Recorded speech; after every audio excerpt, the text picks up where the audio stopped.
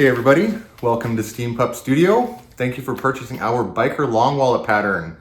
This pattern is a little bit more complex and complicated than some of our previous patterns, and I definitely think this video tutorial is going to help you achieve a successful project. So with that said, let's go.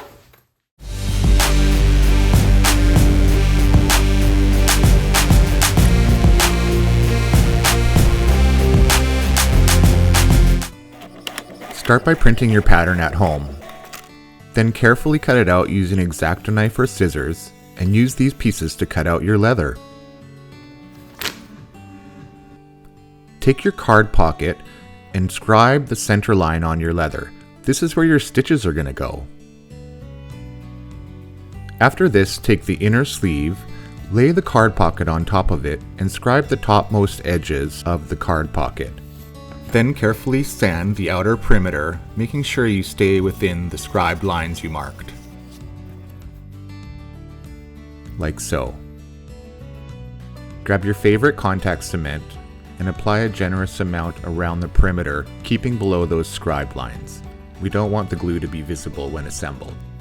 This part always makes me think of Zorro's mask. Add glue to the outer perimeter of the card pocket as well. Like this. Once it's dry to the touch, carefully line up the corners and glue it all together. Keep the edges nice and lined up and pinch as you go.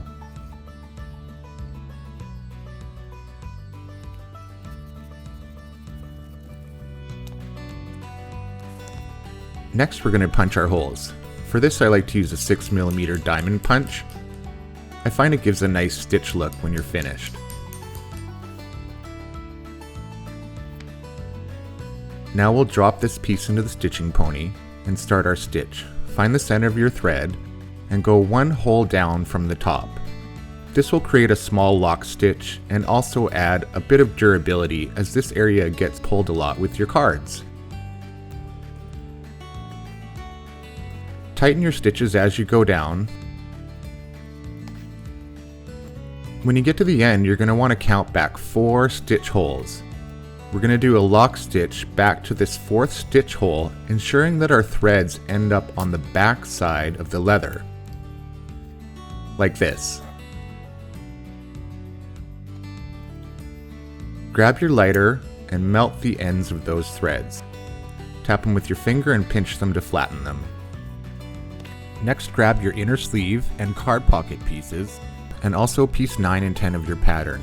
Take piece 9 and place it on the inner sleeve, center it as well as you can, and scribe the outer edge of this piece, as you can see here. This is to help us with placement and stitch marks. Flip it over,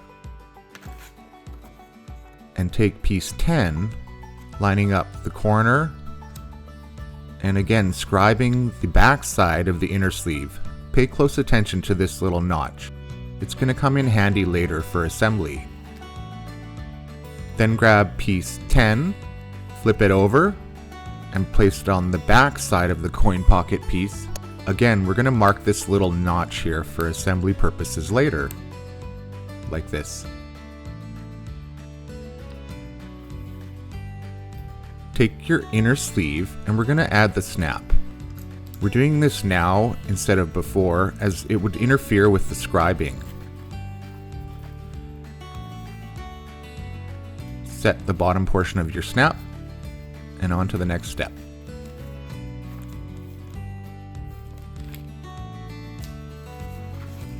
Now we're going to need a softer piece of leather. This is for the coin accordion fold, and it needs to be soft as it folds over in the wallet. Grab your piece and scribe the leather, and then carefully cut it out with your X-Acto blade.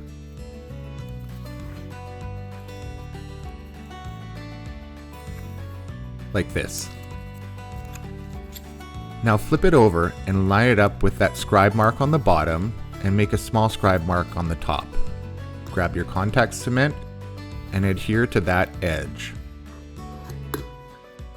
and also to the back side of the coin fold.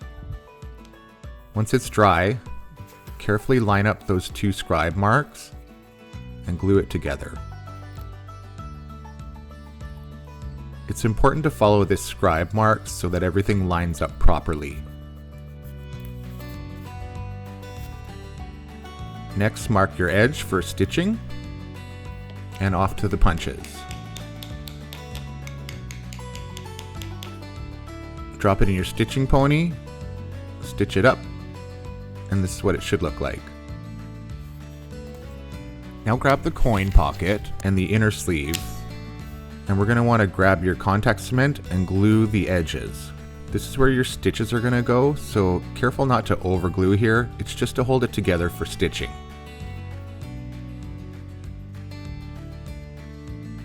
For this section, I'm just lining it up visually so that the glue doesn't go past the top edge of the coin pocket, as you can see here.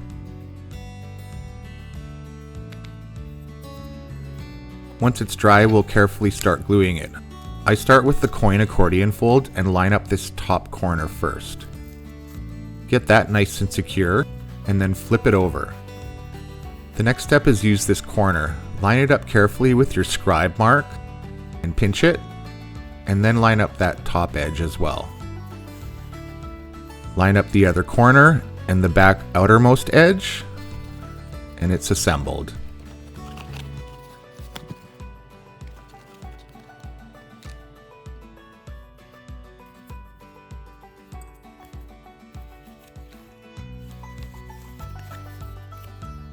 For this next step, we're punching the holes on the coin accordion fold. You have to fold the leather over to get into this area. It's a little tricky, but just take your time. Flip the rest of that inner sleeve over and lay it flat, and now punch out the rest of your holes, following that scribe line all the way.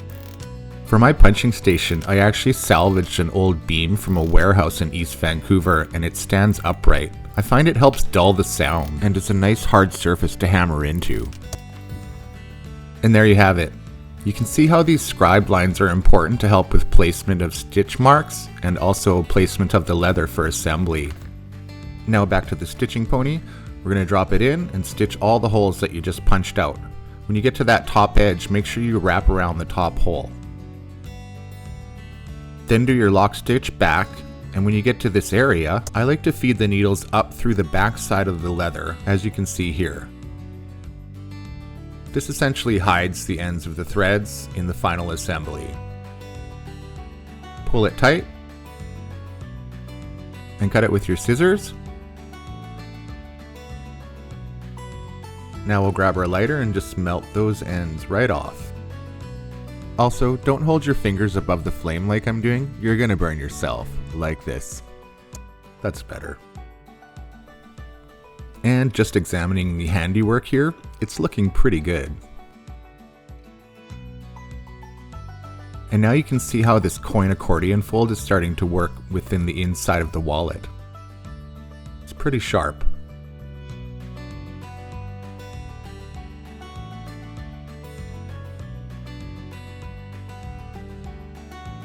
Now we're going to set the top portion of the snap into the coin pocket flap. You can set these by hand or have a press. The press obviously makes it much easier for assembly. And there you have it.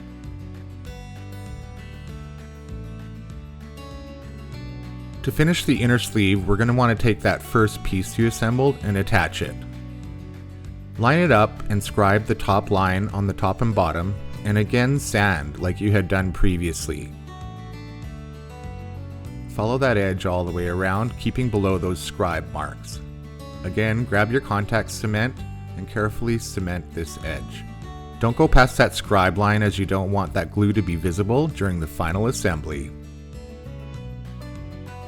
Then flip over the stitched card pocket piece and do this outermost edge with contact cement as well.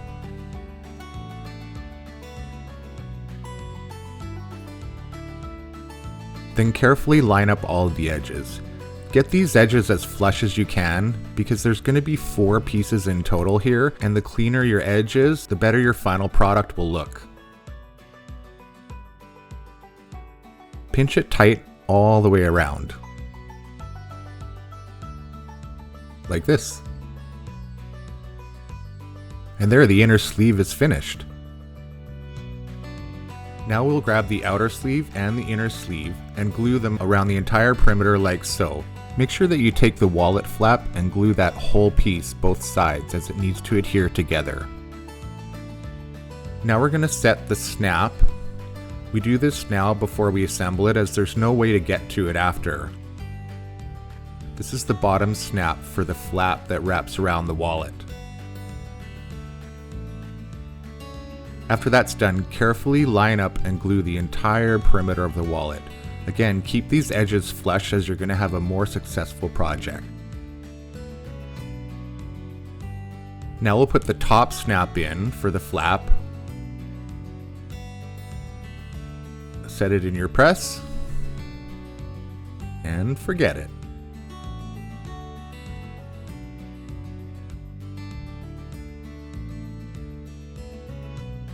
Now we'll bevel the entire perimeter of both sides of the inner and outer sleeves. Just take your time with this and make sure you get these little pieces on the card sleeves. Here's a close-up. You can also see how I've added the decorative stitching. I've provided this in the template files and you can use it if you want. It's up to you. And of course, I always deboss my logo into my products.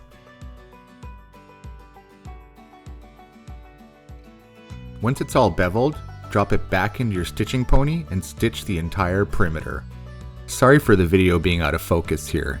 Oops. Once you get to the end, you're going to want to do a lock stitch. I usually go back about 4 stitches, and I like to go back over top of the card pocket as this reinforces the area a little bit. It just makes it a little bit stronger. And I also do it on the bottom side of the wallet. You can see how I use linesman's pliers a lot. Sometimes the leather is a bit tough to pull through. Then using your awl, split the seam, and we're going to want to pull the threads up through the leather in that seam. Once both needles are pulled through, pull on it really tight to secure the stitch. And then use your X-Acto blade to carefully cut those threads without cutting the leather. Then use your awl to split it and apply a bit of contact cement. Once that dries, pinch it tight to secure it closed. Like that. Now your stitches are hidden. This area is also reinforced as well.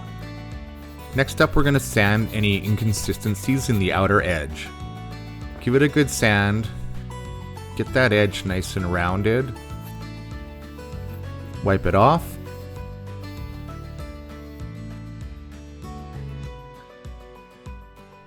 Next, we're going to apply our burnishing fluid.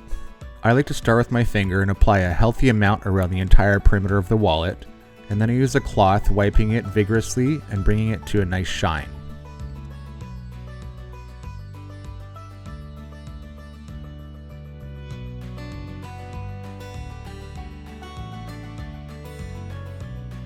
Once that's done, I grab my burnishing tool and I burnish the entire perimeter. Friction is your friend here. For the final step, I grab beeswax and I rub it around the entire outer perimeter of the wallet. And then I hit it very aggressively with a soft cotton cloth. I like to use an old white t-shirt, which is not so white anymore, obviously. And finally, if you've opted for the chain, insert the eyelet in the hole that you punched. I use a 5mm double-sided eyelet in this hole. Use your hand tool or press and set it. And there you have it. Here's some glamour shots of our finished wallet. Here's hoping yours turned out just as good or even better.